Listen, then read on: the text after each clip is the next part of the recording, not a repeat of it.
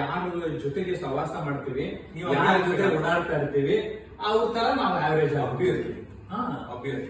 ಈಗ ನೀವು ಈ ಸಮಾವೇಶಕ್ಕೆ ಬಂದಾಗ ಅಲ್ಲಿ ಯಾರ್ಯಾರು ಇರ್ತಾರೋ ಅದು ನಿಮ್ಗೆ ಇನ್ಕ್ಲೂಡ್ ಆಗ್ಬೋದು.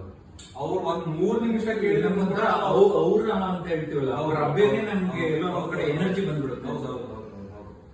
ಸೊ ಅದು ತುಂಬಾ ಇಂಪಾರ್ಟೆಂಟ್. ನೀವು ಚೂಸ್ ಮಾಡಬಹುದು. ಈಗ ನಮ್ಮ ಫ್ಯಾಮಿಲಿನ ನಾವು ಚೂಸ್ ಮಾಡಕ್ಕಾಗಲ್ಲ, ವಿಚ್ ಇಸ್ ಅಬ್ಸಲ್ಯೂಟ್ಲಿ ಫೈನ್.